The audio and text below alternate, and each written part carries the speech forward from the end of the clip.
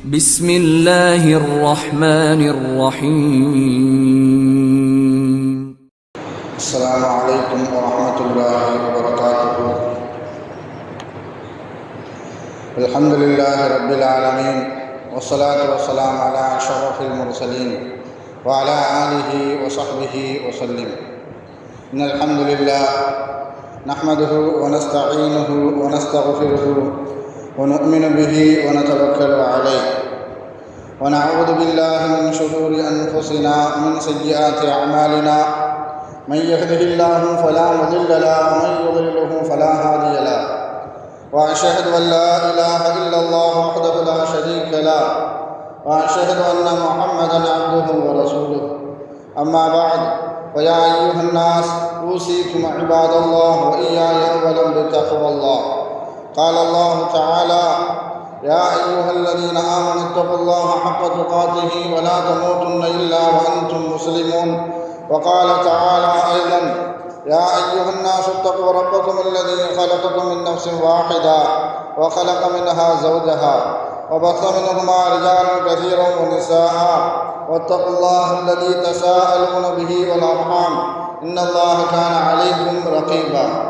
وقال تعالى أيضا: يا أيها الذين آمنوا اتقوا الله وقولوا قولا سديدا يصلح لكم أعمالكم ويغفر لكم ذنوبكم، ومن يطع الله ورسوله فقد فاز فوزا عظيما. صدق الله العلي العظيم. قال نبينا صلى الله عليه وسلم: فإن الأصدق الحديث كتاب الله، وخير الهدي هدي محمد صلى الله عليه وسلم، وشر الأمور محدثاتها، وكل محدثة بدعة، وكل بدعة ضلالة، وكل ضلالة في النار. வார்த்தைகளில் சிறந்தது அல்லாஹ்வுடைய வார்த்தை என்றும், வழிகாட்டுதலில் சிறந்தது நபிகள் நாயகம் ஸல்லல்லாஹு அலைஹி வஸல்லம் அவர்களுடைய வழிகாட்டுதல் என்றும், மார்க்கத்தில் புதுமையை உண்டாக்குவது வழிகேடுகள் அனைத்தும் உங்களை நரகில் கொண்டு போய் சேர்க்கும் என்று நமது நபி ஸல்லல்லாஹு அலைஹி வஸல்லம் அவர்கள் தங்களுடைய ஒவ்வொரு சொற்குழுவிலும் இந்த மனித சமுதாயத்திற்கு ஞாபகப்படுத்தியதை இந்த நல்ல சந்தர்ப்பத்தில் இங்கு ஒன்று கூடியிருக்கின்ற உங்களுடைய சிந்தனையிலும் ஆரம்பமாக இந்த நபிமொழியை ஞாபகப்படுத்தி எனது உரையை ஆரம்பம் செய்கிறேன். அல்ஹம்துலில்லாஹ். கண்ணியமானவர்களே, அல்லாஹ் நல்லடியார்களே, அல்லாஹ் தஆலா தன்னுடைய ஏகத்துவ கலிமாவை எத்தி வைப்பதற்காக வேண்டி இந்த உலகத்தில் எண்ணற்ற நபிமார்களையும் ரசூல்மார்களையும் அனுப்பி வைத்தான்.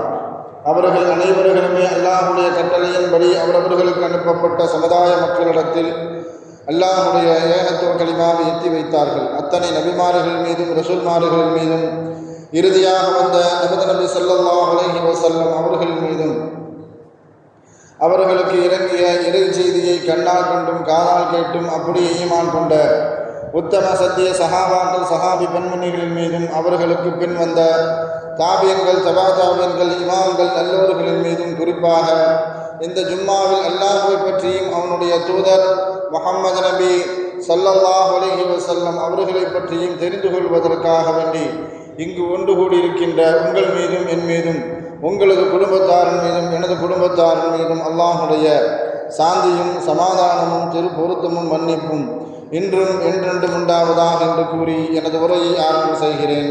அல்ஹம்துலில்லாஹ்.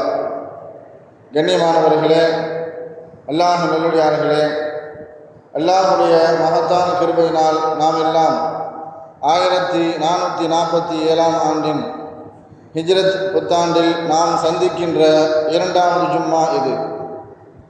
புத்தாண்டு என்றவுடன் களியாட்டங்களும் கொண்டாட்டங்களும் இருக்கக்கூடிய ஆண்டல்ல, இது இஸ்லாமிய புத்தாண்டு. இஸ்லாமிய புத்தாண்டு ஹிஜ்ரியை அடிப்படையாக கொண்டது, ஹிஜ்ரத்தை அடிப்படையாக கொண்ட ஆண்டு இது. உமர் ரலியல்லாஹு தஆலா அவர்கள் சொல்லி காட்டும் பொழுது, ஹிஜ்ரத்தை அடிப்படையாக வைத்து இஸ்லாமிய காலண்டரை உருவாக்கியதற்குண்டான முக்கிய காரணமே ஒவ்வொரு ஆண்டும் இந்த ஹிஜ்ரத் நினைவு கூறப்பட வேண்டும் என்பதற்காக வேண்டியே இந்த ஹிஜ்ரி காலண்டரை நாம் இஸ்லாமிய காலண்டரை உருவாக்கினோம் என்பதாக உமர் ரலியல்லாஹு தஆலா அவர்கள் சொல்லி காட்டுவார்கள்.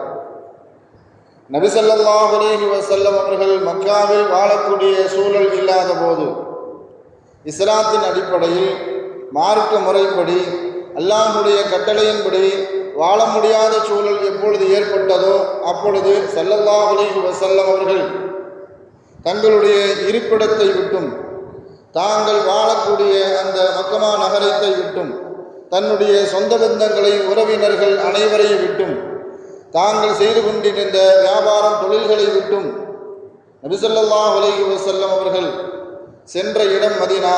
அவர்கள் இடம்பெயர்ந்து சென்ற அந்த நிகழ்வுக்கு பெயர் ஹிஜ்ரத்.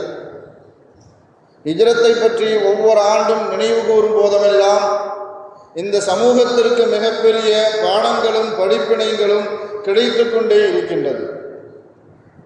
ஹிஜ்ரத் என்பது மிகப்பெரிய வழிகளையும் மிகப்பெரிய சிரமங்களையும் மிகப்பெரிய தியாகங்களையும் கொண்ட ஒரு பயணம் ஹிஜ்ரத்.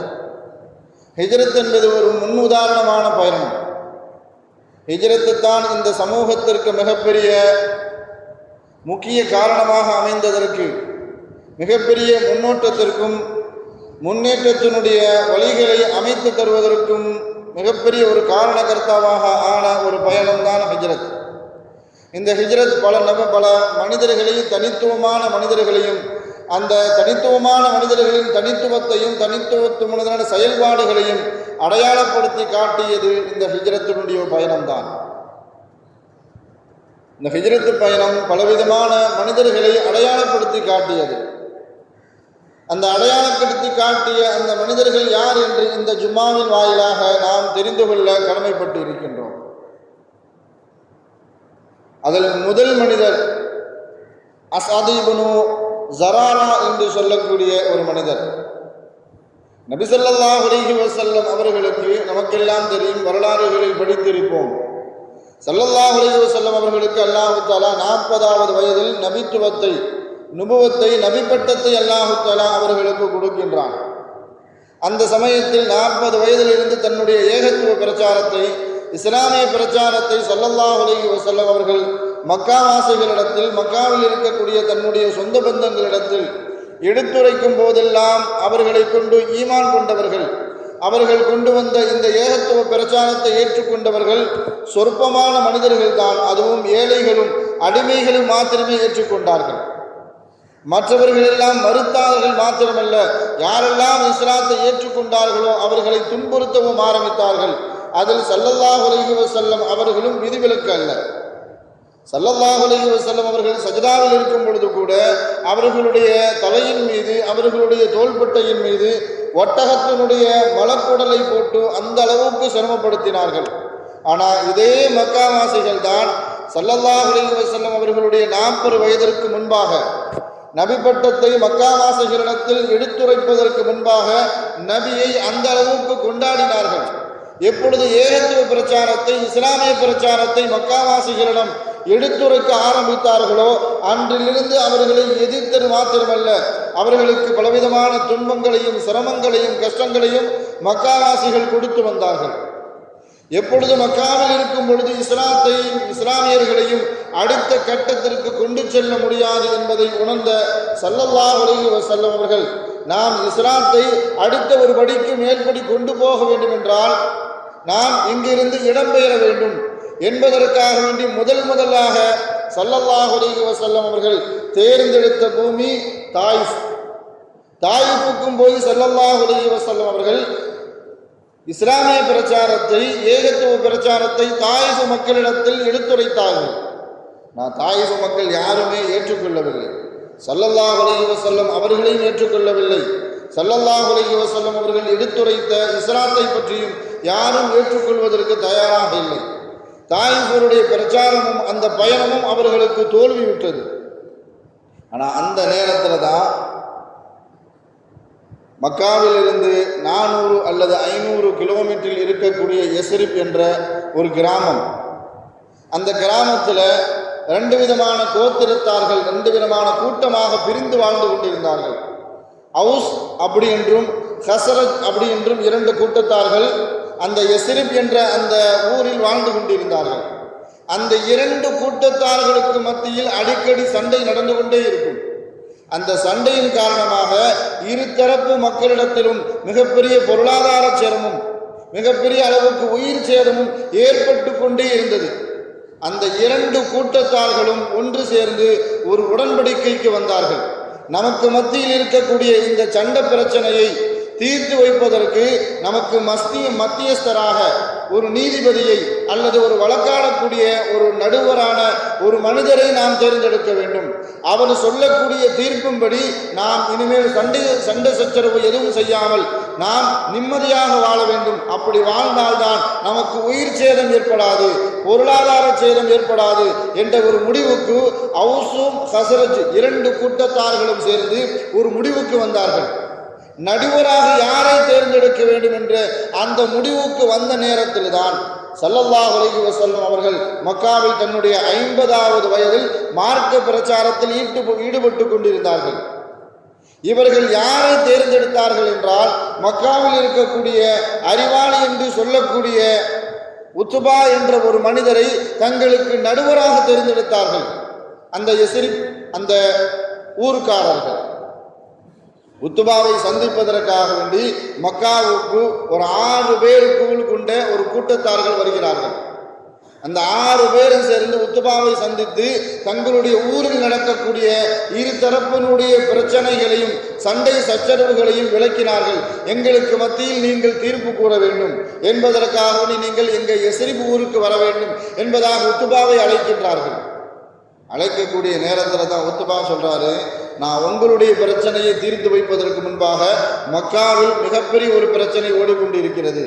ஏனென்றால் எங்கள் குலத்தை சேர்ந்த குறைஷி குலத்தை சேர்ந்த ஒரு சின்ன மனிதர் முஹம்மது என்று சொல்லக்கூடிய ஒரு மனிதர் நாங்கள் வணங்கி கொண்டிருக்கக்கூடிய தெய்வங்களை எல்லாம் மறுக்கின்றார். மாத்திரமல்ல, அவர்கள் ஏகத்துவ பிரச்சாரம் என்ற பெயரில் எங்களுடைய தெய்வங்களை வணங்கக்கூடாது என்று பிரச்சாரம் செய்கிறார். அல்லாஹ்வை மாத்திரமே வணங்க வேண்டும், அவரை அல்லாஹ்வுடைய தூதர் என்று எங்களிடத்தில் பிரச்சாரம் செய்து கொண்டிருக்கின்றார். அதுவே எங்களுக்கு மிகப்பெரிய ஒரு பிரச்சனையாக இருந்து கொண்டிருக்கின்றது.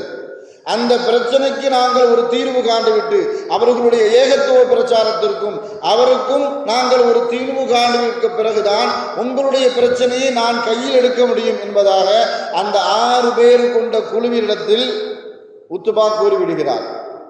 அந்த 6 பேர் கொண்ட அந்த குழுவில் ஒருவராக வந்தவர் தான் அஸ்அத் இப்னு ஸுராரா என்று சொல்லக்கூடிய ஒரு மனிதர்.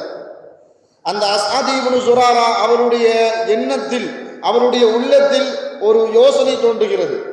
ஏனென்றால் எஸ்ரிபில் இருக்கும் பொழுது எஸ்ரிபில் இருக்கக்கூடிய யூதர்கள் எல்லாம் அவர்களுக்கும் அந்த எஸ்ரிபு கூட்டத்தார்களுக்கு மத்தியில் சண்டை வரும்போதெல்லாம் யூதர்கள் ஒரு வார்த்தையை சொல்லி காட்டுவார்கள், இறுதி நபி என்று ஒருவர் வருவார், அவரை நாங்கள் பின்பற்றுவோம், அவரின் மூலமாக இந்த உலகத்தையே எங்களுடைய கட்டுப்பாட்டுக்குள் கொண்டு வருவோம், அப்பொழுது நாங்கள் உங்களை கவனித்துக் கொள்வோம் என்பதாக யூதர்கள் அந்த எஸ்ரிபு நகரத்தினுடைய மக்களிடத்தில் அடிக்கடி சண்டை வரும்போதெல்லாம் இந்த வார்த்தையை பயன்படுத்தினார்கள். அப்பொழுதுதான் அஸ்அத் இப்னு ஸுராரா அவர்களுக்கு ஒரு எண்ணம் தோன்றியது, ஒருவேளை யூதர்கள் சொன்ன அந்த நபி இவராகத்தான் இருப்பாரோ, அப்படி என்றால் இவரை சென்று சந்திக்க வேண்டும் என்று அந்த 6 பேர் கொண்ட குழுவில் அஸ்அத் இப்னு ஸுராரா எடுத்துரைக்கிறார். அப்போ மீதி இருக்கக்கூடிய 5 பேரும் சொல்றாங்க, நாம இந்த பிரச்சனைக்காக வேண்டி வரல, நாம முஹம்மது ஸல்லல்லாஹு அலைஹி வஸல்லம் அவர்களை சந்திப்பதற்காக வேண்டி நாம் வரவில்லை, நாம் நம்மளுடைய ஊர் பிரச்சனைக்காக வேண்டி வந்திருக்கிறோம், அதனால நம்ம ஊர் பிரச்சனையை நாம கவனிப்போம் என்று சொன்ன நேரத்திலேயே எப்படியோ அவர்களுடைய மனதை மாற்றி அஸ்அத் இப்னு ஸுராரா மீதம் இருக்கின்ற 5 தோழர்களையும் அழைத்து கொண்டு ஸல்லல்லாஹு அலைஹி வஸல்லம் அவர்களை சந்திப்பதற்காக வேண்டி ஜம்ரத்துல் அகபா என்று சொல்லக்கூடிய ஒரு கணவாயில் சென்று சந்திக்கின்றார்கள் ஸல்லல்லாஹு அலைஹி வஸல்லம் அவர்கள். அப்படி சந்திக்கக்கூடிய நேரத்தில் தான் ஸல்லல்லாஹு அலைஹி வஸல்லம் அவர்களுடைய பழக்கம், யாரை சந்தித்தாலும் முதலில் அவர்களிடத்தில் இஸ்லாமிய பிரச்சாரத்தை எடுத்துரைப்பார்கள். அப்படி எடுத்துரைக்கும் பொழுது அஸ்அத் இப்னு ஸுராரா அவரை தவிர்த்து மீதம் இருக்கக்கூடிய 5 தோழர்களும் சொல்கிறார்கள், உங்களை சந்திக்க வந்த நோக்கம் நீங்கள் சொல்லக்கூடிய பிரச்சாரத்தை ஏற்றுக்கொள்வதற்காக வேண்டி அல்ல, எங்களுடைய பிரச்சனைக்கு தீர்வு காண வேண்டித்தான் நாங்கள் மக்காவுக்கு வந்தோம், இதோ இருக்கக்கூடிய எங்கள் தோழர் தான் உங்களை சந்திக்க வேண்டும் என்று வந்தார். நான் ஸல்லல்லாஹு அலைஹி வஸல்லம் அவர்கள் இஸ்லாத்தை பற்றியும் ஈமானை பற்றியும் எடுத்துரைக்கும் பொழுது மதீனாவினுடைய முதல் மனிதராக, மதீனாவில் வந்த எஸ்ரிபில் இருந்து வந்த முதல் மனிதராக ஸல்லல்லாஹு அலைஹி வஸல்லம் அவர்களுடைய கரம் பிடித்து ஹஸரஜ் கூட்டத்தார்களில் முதல் மனிதராக அஸ்அத் இப்னு ஸுராரா ரலியல்லாஹு தஆலா அன்ஹு என்ற பட்டியலில் தன்னை இணைத்துக் கொண்டார்கள். நமக்கெல்லாம் கேட்டால் தெரியும், முதல்ல இஸ்லாத்தை ஏற்றுக்கொண்ட முதல் பெண்மணி யார் என்று கேட்டால் நாம் கண்ணை மூடிட்டு சொல்லுவோம் கதீஜா ரலியல்லாஹு சொல்லுவோம். ஆண்களில் முதல் மனிதர் யார் கேட்டால் அபூபக்கர் சித்திக் ரலியல்லாஹு சொல்லுவோம்.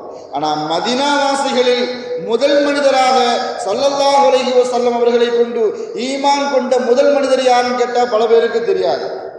அவர்தான் அஸ்அத் இப்னு ஸுராரா ரலியல்லாஹு தஆலா அன்ஹு.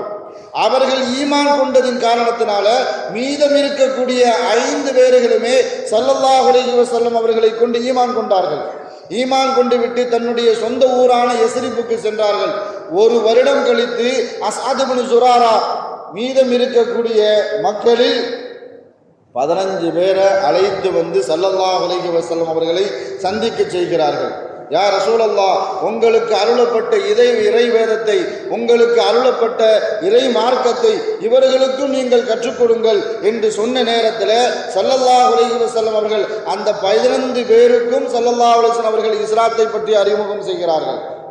அப்போ அந்த நேரத்தில் தான் அஸ்அத் இப்னு ஸுராரா ரலியல்லாஹு தஆலா அன்ஹு ஸல்லல்லாஹு அலைஹி வஸல்லம் அவர்கள்ட்ட கேட்குறாங்க, யா ரசூலல்லாஹ், உங்களுக்கு அருளப்படக்கூடிய அந்த இறை வேதத்தை எங்களுக்கு கற்றுக் கொடுப்பதற்காக வேண்டி எங்களிடம் சேர்ந்து ஒரு மனிதரை நீங்கள் அனுப்பி வையுங்கள் என்பதாக. அதற்காக வேண்டி தேர்ந்தெடுக்கப்பட்ட மனிதர் தான் முஸ்அப் இப்னு உமைர் ரலியல்லாஹ். பேர்களை நல்லா கவனிச்சுட்டே வரணும். முஸ்அப் இப்னு உமைர் ரலியல்லாஹ் ஸல்லல்லாஹு அலைஹி வஸல்லம் அவர்களால் இஸ்லாமிய பிரச்சாரத்தை செய்வதற்காக வேண்டி யஸ்ரிபுக்கு அனுப்ப வைக்கப்பட்டார்கள். அஸ்அத் இப்னு ஸுராரா ரலியல்லாஹ் முஸ்அப் இப்னு உமைர் ரலியல்லாஹுவை தன்னுடைய சொந்த வீட்டில் தங்க வைக்கிறாங்க. அதன் பிறகு 2 பேருமே சேர்ந்து கிட்டத்தட்ட முஸ்அப் ரலியல்லாஹ் ஸல்லல்லாஹு அலைஹி வஸல்லம் அவர்கள் யஸ்ரிப் என்ற அந்த மதீனாத்தும் நகருக்கு வருவதற்கு முன்பாகவே 100 மனிதர்களை இஸ்லாத்தின் பக்கம் இணைத்திருந்தார்கள். 100 மக்கள் முஸ்லீமாக ஆக்கியிருந்தார்கள். அந்த யஸ்ரிப் நகரத்தில் 2 பெரும் கூட்டத்தார்கள் என்றதாக அறிமுகம் செய்யப்பட்ட 2 பெரும் தலைவர்கள் அந்த யஸ்ரிப் நகரத்தினுடைய அடையாளம் என்று கூட சொல்ல முடியும். அப்படிப்பட்ட 2 பெரும் தலைவர்கள் இருந்தார்கள். அதில் ஒருவர் பேர் உசைத் இப்னு ஹுலைர், இன்னொரு பேர் சாத் இப்னு முஆத் ரலியல்லாஹ். இந்த 2 பேரும் ஆரம்ப காலகட்டத்தில் இஸ்லாத்தை ஏற்றுக்கொள்ளவில்லை. இந்த 2 பேர்களுமே ஆரம்ப காலகட்டத்தில் இஸ்லாத்தை ஏற்றுக்கொள்ளாமல் இருந்த ஒரு காலகட்டத்தில் ஒரு நாள் லஃபுர் என்ற ஒரு கூட்டத்தார்களுடைய தோட்டத்தில் வச்சு முஸ்அப் இப்னு உமைர் ரலியல்லாஹ் அந்த யஸ்ரிப் நகரத்தில் அதுவரைக்கும் யாரெல்லாம் இஸ்லாத்தை ஏற்றுக்கொண்டார்களோ அவர்களுக்கு மார்க்கத்தை கற்றுக் கொடுப்பதற்காக வேண்டி ரகசியமாக ஒரு சந்திப்பை ஏற்பாடு செய்திருந்தார்கள். இந்த சந்திப்பை ஏற்பாடு செய்தவர்கள் அஸ்அத் இப்னு ஸுராரா ரலியல்லாஹு தஆலா அவர்கள். இந்த செய்தி இந்த 2 பேருக்கு எப்படியோ தெரிஞ்சிருச்சு. யஸ்ரிப் நகரத்தினுடைய மிகப்பெரிய அடையாளமாக, அந்த நகரத்தினுடைய மிகப்பெரிய முகமாக அடையாளம் செய்யப்பட்ட உசைத் இப்னு ஹுலைர் அவருக்கும் சாத் இப்னு முஆத் ரலியல்லாஹு அவருக்கும் எப்படியோ இந்த விஷயத்தை தெரிந்து அந்த பிரச்சாரத்தை, அந்த சந்திப்பை எப்படியாவது தடுத்து விட வேண்டும் என்பதற்காக வேண்டி அந்த லஃபுர் என்ற அந்த கூட்டத்தார்கள் தங்கி இருக்கக்கூடிய சந்திக்கக்கூடிய அந்த தோட்டத்தை நோக்கி 2 பேரும் வருகிறார்கள்.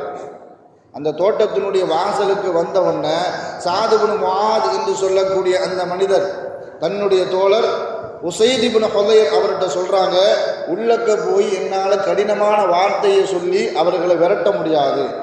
ஏன்னா அஸ்அத் இப்னு ஸுராரா அந்த மனிதர் என்னுடைய சின்னம்மா மகன், அவர்கிட்ட போய் நீ தோட்டத்தை விட்டு வெளியே போ, நீ இஸ்லாத்தினுடைய பிரச்சாரம் செய்யாத, முஸ்அபையும் அவருடைய சொந்த ஊருக்கு போச்சொல் என்பதாக என்னால் கடினமான வார்த்தையை கொண்டு அவரிடத்தில் என்னால் பேச முடியாது.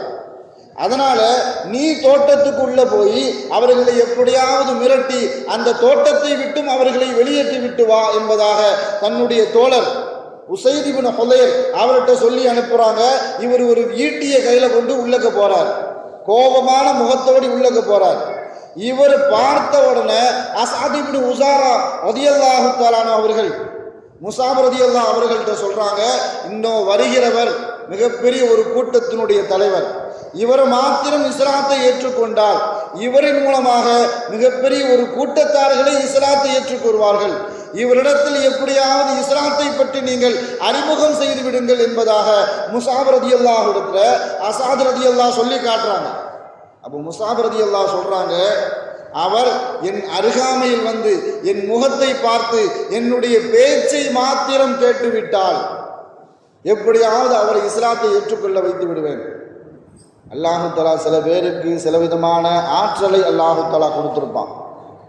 நான் பல தடவை சொல்லியிருக்கிறேன், உஹது போரில் ஸல்லல்லாஹு அலைஹி வஸல்லம் அவர்களை நாங்கள் கொன்று விட்டோம் என்பதாக மக்கத்து காஃபிர்களும் மக்கத்து குறைஷிகளும் அந்த போர் காலகட்டத்தில் மிகப்பெரிய குழப்பத்தை ஏற்படுத்தியது. அவங்க கொன்றது ஸல்லல்லாஹு அலைஹி வஸல்லம் அவர்கள்தான் என்று உறுதியாக சொன்னதற்குண்டான காரணம், அவர்கள் கொன்றது ஷஹீதாக்கப்பட்டவர் முஸாப் ரலியல்லாஹு. அச்சு அசலா ஸல்லல்லாஹு அலைஹி வஸல்லம் அவர்கள் மாதிரியே இருப்பாங்க முஸாப் ரலியல்லாஹு. அதன் காரணத்தினால தான் எதிரிகள் நாங்கள் ஸல்லல்லாஹு அலைஹி வஸல்லம் அவர்களையே கொன்று விட்டோம் என்பதாக உஹது போர் காலகட்டத்தில் பிரச்சாரம் செய்தார்கள். அந்த முஸாப் ரலியல்லாஹு தங்களுக்கு பகரமாக இஸ்லாமிய பிரச்சாரம் செய்வதற்காக வேண்டி யஸ்ரிப் நகரத்திற்கு ஸல்லல்லாஹு அலைஹி வஸல்லம் அவர்களால் தேர்ந்தெடுக்கப்பட்ட மனிதர். அந்த முஸாப் ரலியல்லாஹு சொல்றாங்க, எனக்கு அருகாமையில் உட்கார்ந்து என் பக்கத்தில் உட்கார்ந்து நான் சொல்றதை கேட்டுட்டாருன்னு சொன்னா அவரை எப்படியாவது ஈமான் கொள்ள வச்சிருவேன். நான் அப்படிப்பட்ட ஆற்றலை அல்லாஹு தஆலா கொடுத்தான். முஸாப் ரலியல்லாஹு ஒரு ஆள்கிட்ட போய் ஒரு 5 நிமிஷம் பேசினா போறோம், அவங்க என்ன செஞ்சிருவாங்க, இஸ்லாத்தை ஏற்றுக்கொண்டுவார்கள். அந்த நம்பிக்கையில் முஸாப் ரலியல்லாஹு சொல்றாங்க, வரக்கூடிய உசைத் என் பக்கத்தில் உட்கார்ந்து என் பேச்சை கேட்டுட்டார் அப்படின்னு சொன்னா அவர்களிடத்தில் எப்படியாவது இஸ்லாத்தை நான் அறிமுகம் செய்து விடுவேன், அதன் காரணத்தினால் அவர் ஈமான் கொண்டு விடுவார் என்று முஸாப் ரலியல்லாஹு சொல்றாங்க. இவர் கோபமா வந்து கேட்கிறார் முஸாப் ரலியல்லாஹு, உசைத் உங்களுக்கு என்ன வேற வேலை இல்லையா, எப்போ பார்த்தாலும் மதீனாவில் இஸ்லாமிய பிரச்சாரம் செய்து கொண்டு இவர்களை மதம் மாட்டிக்கொண்டே இருக்கிறீர்களே என்பதாக கோபமாக சொன்ன நேரத்தில் முஸாப் ரலியல்லாஹு பக்குவமாக நல்லிணமாக பேச ஆரம்பித்தார்கள். நான் சொல்றதை முதல்ல கேளுங்க, என் பக்கத்தில் வந்து முதல்ல உட்காருங்க, நான் சொல்றக்கூடிய வார்த்தைகள் உங்களுக்கு பிடித்திருந்தால் நீங்கள் ஏற்றுக்கொள்ளுங்கள், அப்படி இல்லை அப்படின்னு சொன்னா நீங்கள் புறக்கணித்து விடலாம், நீங்கள் ஏற்றுக்கொள்ள வேண்டும் என்ற அவசியம் இல்லை, அதை பற்றி எங்களுக்கு எந்த விதமான கவலையும் இல்லை என்பதாக முஸாப் ரலியல்லாஹு வந்து கோபமாக பேசிக்கொண்டு இருக்கின்ற உசைதிட சொல்லி காட்டுகிறார். உசைதுக்கு அப்போ புரியும், ஒரு நளிதனமாக பேசணும்னா அப்படி கொஞ்சம் அவர்களுடைய கோபம் தணிஞ்சு பக்கத்தில் உட்கார்றாங்க. சில குர்ஆனுடைய வசனங்களை ஓதி காட்டி ஸல்லல்லாஹு அலைஹி வஸல்லம் அவர்களுடைய நபிமொழிகளில் இருந்து சிலவற்றை கூறியவுடன் அவர்களுடைய முகம் அப்படியே மாறுது. பக்கத்தில் இருக்கக்கூடிய லஃபுர் கூட்டத்தில் அதுவரைக்கும் யாரெல்லாம் இஸ்லாத்தை ஏற்றுக்கொண்டிருந்தார்களோ அனைத்து முஸ்லிம்களும் அவர்களுடைய முகம் மாறுவதை அப்படி கவனிக்கின்றார்கள். மாற மாற கடைசியில் அவர் கேட்ட வார்த்தை, நான் இப்போ என்ன செய்யணும், உசைது கடைசியில் கேட்ட வார்த்தை, நான் இப்போ என்ன செய்யணும், நான் என்ன செய்தால் இந்த மார்க்கத்தை ஏற்றுக்கொள்ள முடியும். நீங்கள் ஒன்றும் செய்ய வேண்டாம், வீட்டில் போய் குளிங்க, புத்தாடை அணிந்து கொண்டு என்னிடத்தில் வாருங்கள், நான் உங்களுக்கு கலிமாவை சொல்லித் தருகிறேன். இவர் வெளியே போகிறதுக்கு முன்னாடி அப்போ தான் ஞாபகம் வருது, நாம் எந்த காரியத்திற்காக வேண்டி உள்ளக்க வந்தோம். வெளியில் நமக்காக வேண்டி நம்மளுடைய தோழர் சாத் இப்னு முஆத் நிற்கிறார், அவர்கிட்ட போய் நாம் என்ன பதில சொல்ல முடியும், அவருக்கு எப்படியாவது இந்த இஸ்லாம் கிடைக்க வேண்டும், ஈமானுடைய பாக்கியம் கிடைக்க வேண்டும் என்று நினைத்த உசைத் இப்னு ஹுதைர் வரும்பொழுது வெறும் உசைத் இப்னு ஹுதைரா வந்தவர்கள் அதன் பிறகு ரலியல்லாஹு தஆலா அன்ஹு என்ற பட்டியலில் இணைந்து கொண்டார்கள்.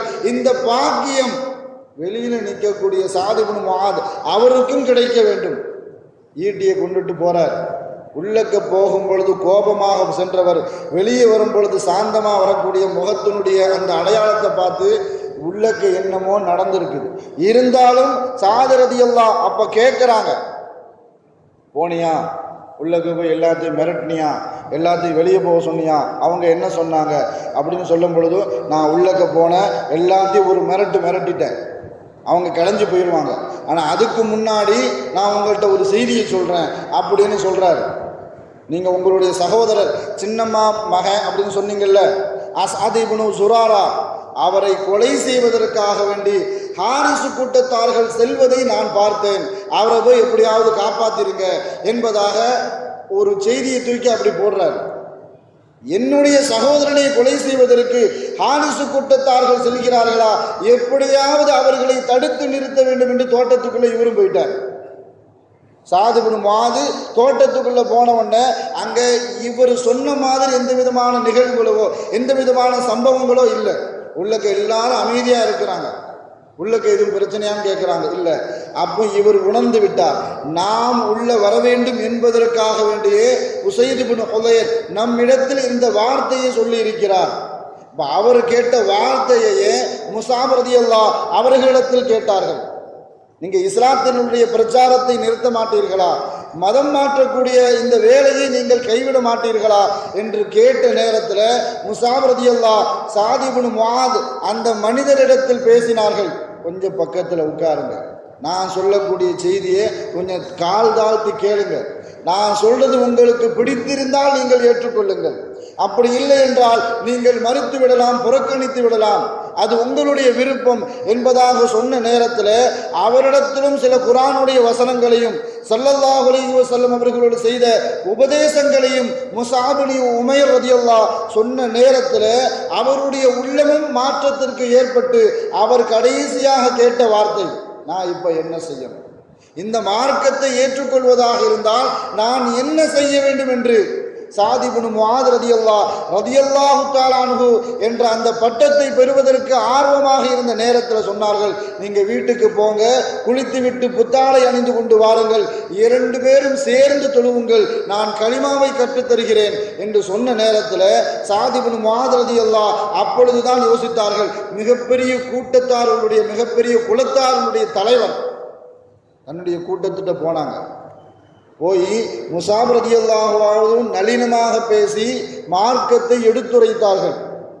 ஆனால் சாத் இப்னு முஆத் ரலியல்லாஹு தன்னுடைய குலத்தார்களிடத்தில் சென்று, என்னை பற்றி உங்களிடத்தினுடைய கருத்து என்ன, இவ்வளவு நாள் என்னை பற்றி நீங்கள் என்ன நினச்சிக்கிட்டு இருக்கிறீங்க என்பதாக இவரை பற்றி உண்டான கருத்தை தன்னுடைய கூட்டத்தார்கள்ட்ட கேட்கும் பொழுது யோகோபித்த கருத்தாக எல்லாரும் சொன்னார்கள், நீங்கள் எங்களுடைய தலைவர், நீங்கள் மிகப்பெரிய ஒரு அறிவாளி, நீங்கள் சிறந்த மனிதர் என்பதாக நல்ல வார்த்தையாக சொல்கிறாங்க.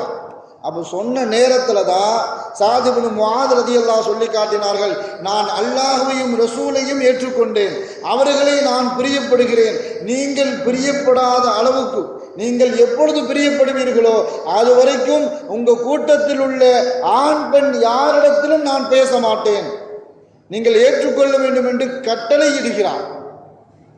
சாயங்காலம் வரைக்கும் பார்த்துட்டு சாயங்காலம் எல்லாருமே இஸ்லாத்தை இணைத்து கொண்டார்கள், ஒரே ஒரு மனிதரை தவிர. உசைர் என்று சொல்லக்கூடிய ஒரே ஒரு மனிதரை தவிர மற்ற எல்லாருமே இஸ்லாத்தில் இணைந்து கொண்டார்கள். அந்த உசைர் என்ற அந்த மனிதர் கூட உஹது காலகட்டத்தில் ஸல்லல்லாஹு அலைஹி வஸல்லம் அவர்களுடைய கரம் பிடித்து அந்த போரில் கலந்து கொண்டு உடனே ஷஹீதாக்கப்பட்டார். இதில் மிகப்பெரிய ஒரு விஷயம் என்னன்னு சொன்னால், ஒரு வக்து தொழுகை கூட உசைர் ரலியல்லாஹு தஆலா அன்ஹு இஸ்லாத்தை ஏற்றுக்கொண்ட உடனே போரில் கலந்து கொள்ளக்கூடிய ஒரு வாய்ப்பு கிடைத்தது, அப்பவே ஷஹீதாக்கப்பட்டார். ஆனால் ஒரு வக்து தொழுகை கூட தொழுகலை, ஒரு வக்து தொழுகை கூட தொழாமல் சொர்க்கத்திற்கு சொந்தக்காரராக உசைர் ரலியல்லாஹு ஆக்கப்பட்டார். நமக்கெல்லாம் ஒரு கேள்வி வரும், கதீஜா ரலியல்லாஹு ஒரு வக்து தொழுகை கூட தொழுதது கிடையாது. முதலாக இஸ்லாத்திற்காக வேண்டி தன்னுடைய உயிரை தியாகம் செய்த சுமையா ரலியல்லாஹு ஒரு வக்து கூட தொழுதது கிடையாது. அவர்கள் எல்லாம் ஷஹீதாக்கப்பட்டார்கள், ஆனால் அவர்களும் சொர்க்கவாசி. என்ன விஷயம் அப்படின்னு சொன்னா, அப்பொழுது தொழுகை கடமையாக்கப்படலை. கதீஜா ரலியல்லாஹு அவர்கள் மூத்தாகக்கூடிய சமயத்திலும் சுமையா ரலியல்லாஹு தஆலா அன்ஹா அவர்கள் ஷஹீதாக்கப்படக்கூடிய அந்த சமயத்திலும் அல்லாஹ் தஆலா தொழுகை என்ன செய்யல, கடமையாக்கலை. ஆனால் இது ஹிஜ்ரி 3ஆம் ஆண்டு நடக்கக்கூடிய மிகப்பெரிய ஒரு போர், உஹது போர்.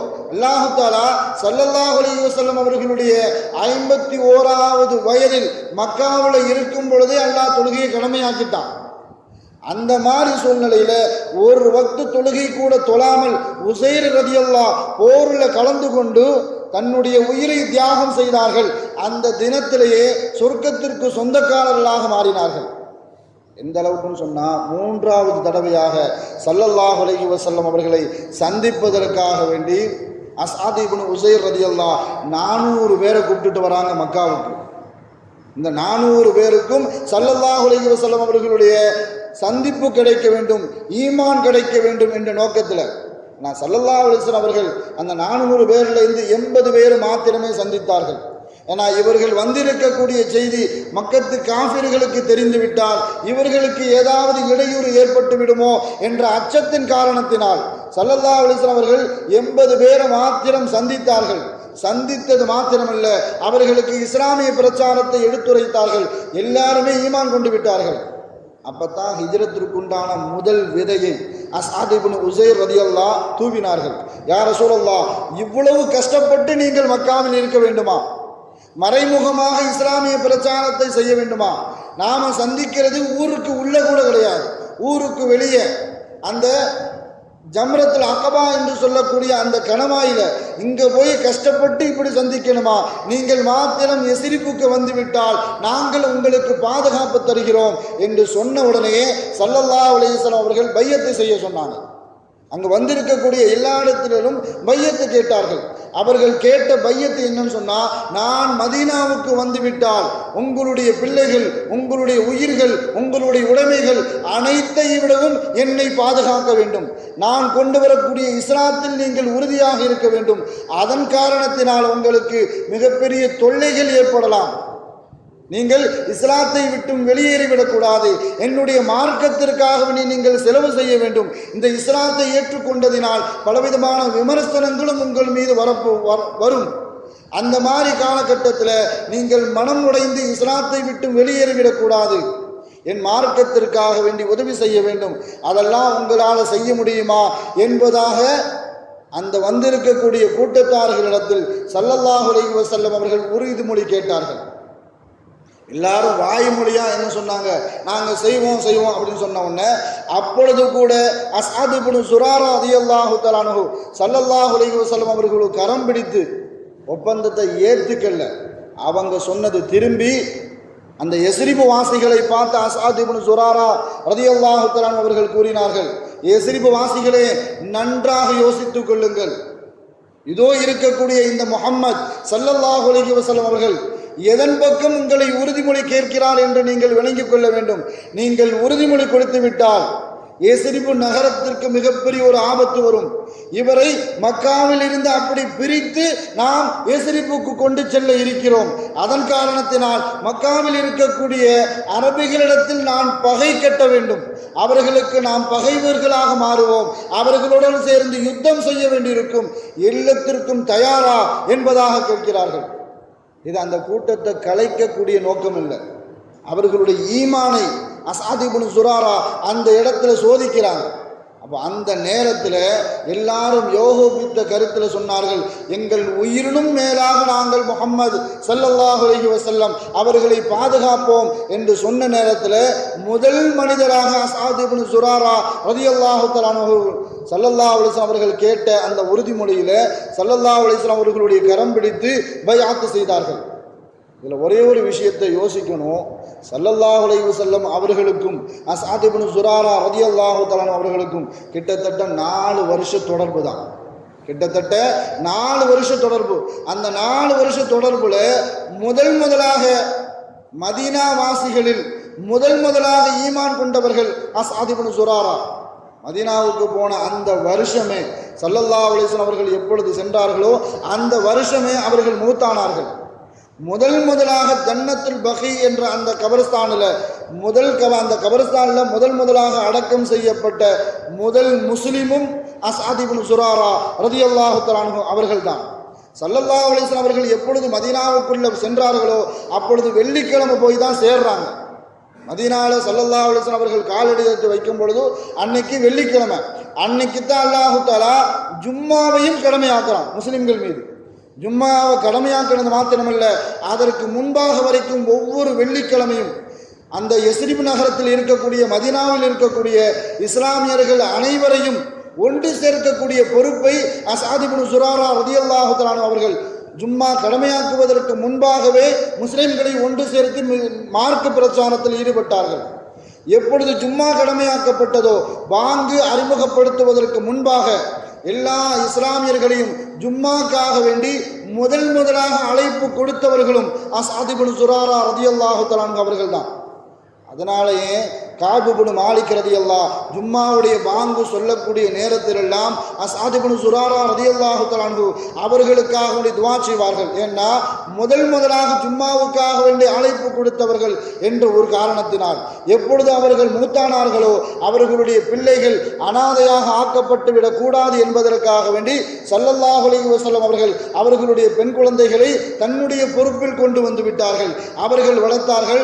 அவர்கள் நினைத்த மாதிரியே சிறப்பான வாழ்க்கையும் கொடுத்தார்கள். அல்லாஹு தஆலா இஸ்லாத்திற்காக வேண்டி இந்த ஹிஜ்ரத்தின் மூலமாக தனி மனிதனுடைய தனித்துவத்தையும் தனி மனித செயல்பாடுகளையும் அல்லாஹு தஆலா இந்த ஹிஜ்ரத்தின் மூலமாக பல சஹாபாக்களுடைய செயல்பாடுகளை இந்த ஹிஜ்ரத்தின் மூலமாக அல்லாஹு தஆலா அறிமுகப்படுத்தினான். அனைத்து சஹாபாக்களுடைய கபரையும் அல்லாஹு தஆலா வெளிச்சமாக்குவானாக. அவர்கள் அனைவருக்கும் அல்லாஹு தஆலா சிறந்த வாழ்க்கையையும் உயர்ந்த அந்தஸ்தையும் அல்லாஹு தஆலா கொடுப்பானாக. நாளை கியாமத் நாளில் அப்படிப்பட்ட சஹாபாக்களை சந்திக்கக்கூடிய நல்ல வாய்ப்பை சொர்க்கத்தில் அல்லாஹு தஆலா நமக்கு ஏற்படுத்தி தருவானாக. வாழும் காலமெல்லாம் நோய் நொடிகள் இல்லாமல் உடல் ஆரோக்கியத்தோடு மன நிறைவோடு இன்பத்தோடு அல்லாஹுவை நின்று வணங்கி வழிபட்டும் வாழும் நசீபை அல்லாஹு தஆலா உங்களுக்கும் எனக்கும் நம்ம ஈண்டெடுத்த தாய் தந்தையர்களுக்கும் நம் மனைவி மக்கள் உற்றார் உறவினர் யாவருக்கும் கொடுத்து அருள் புரிவானாக என்று கூறி எனது வார்த்தையை நிவர்த்தி செய்கிறேன். வாஹிரு தாவானா அல்ஹம்துலில்லாஹி ரப்பில் ஆலமீன். அஸ்ஸலாமு அலைக்கும் வரஹ்மத்துல்லாஹி வபரகாத்துஹு.